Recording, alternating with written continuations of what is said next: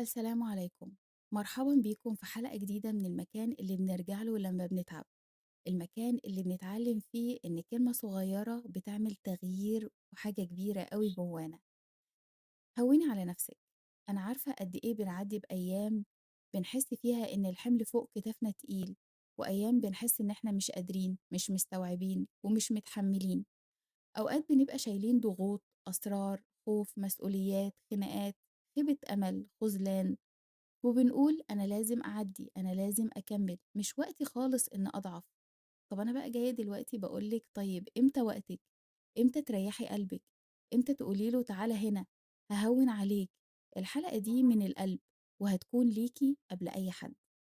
اعترفي إنِّك تعبانة قبل ما تفكّري إنِّك ترتاحي. أول طبطبة حقيقية إنِّك تعترفي إنِّك مش بخير. مش لازم تبقي قوية طول الوقت ومش لازم تبقي ماشية على سرعة 100.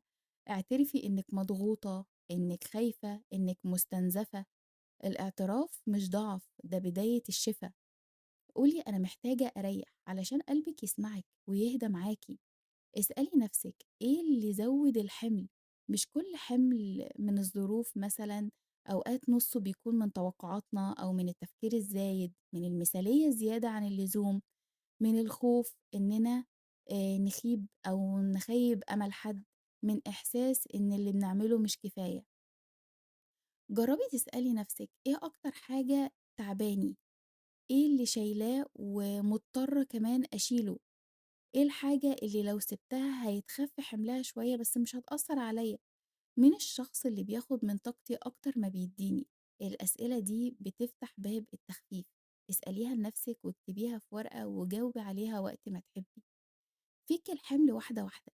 ما فيش حد بيخفف الحمل كلّه في لحظة، لكن في خطوات صغيّرة تخففِك واحدة، واحدة. شيلي من يومِك حاجة مش ضرورية، ابعدي عن شخص بيرهقِك، اقفلي موبايلِك ساعة، اكتبي اللي مضايقِك، خدي دُش، صلّي ركعتين، أو حتى خدي 10 دقايق هدوء لنفسِك ما تعمليش فيهم أي حاجة. الحمل بيخف لمّا تهتمي بنفسِك مش لمّا تتجاهليها.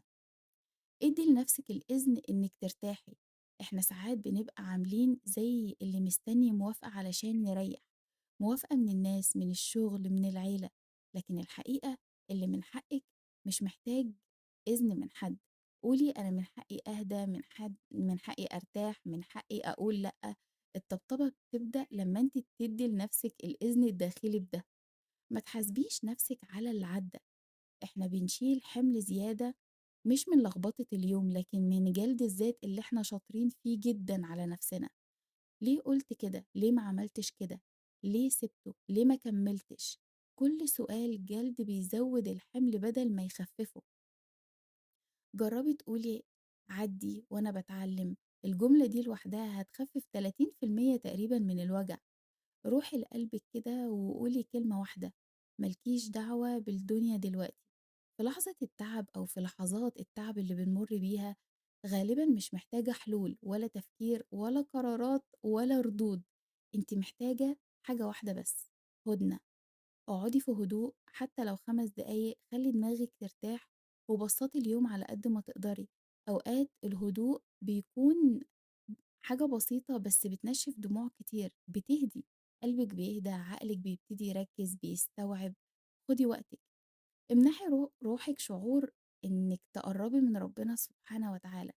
كل اللي اتكلّمنا فيه فوق ده مهم ومهم جدًا كمان، لكن اللي بيهوّن بجد هو لحظة تحُطّي وشِّك على سجادة الصلاة وعيّطي يا ستّي، وقولي له يا رب أنا زهقت وتعبت وعايزة رحمتك، خفِّف عني يا رب وريّح قلبي. بجد هو أكتر واحد حاسس بيكِ. في اللحظة دي بتحسي إن الحمل بيسيب كده من على كتفِك وينزل ويهدى، بتحسي إنِّك حطيتيه على مَلِك الكون كُلّه. قبل ما أقفل معاكِ الحلقة اللي بجد دخلت قلبي أوي ويا رب تدخل قلوبكم وتهوِّن عليكم، اسألي نفسِك سؤال اللي هو سؤال الحلقة النهارده، إيه الحمل اللي قلبِك شايله ومش مستحمله؟ وإيه الخطوة الواحدة اللي هتقدري تعمليها النهارده إنها تخفِّف عنِّك؟ أوقات السؤال ده بس بيفتح باب الهدوء. ولحد ما نتقابل في الحلقة الجاية، هوني على نفسك يا جميلة، خليكي لطيفة مع قلبك، رحيمة بروحك، وخلي كل خطوة منك عبارة عن طبطبة. والكلام ده ليا قبل ما يكون لكل حد بيسمعني دلوقتي. وأشوفكم في حلقة جديدة. والسلام عليكم ورحمة الله وبركاته.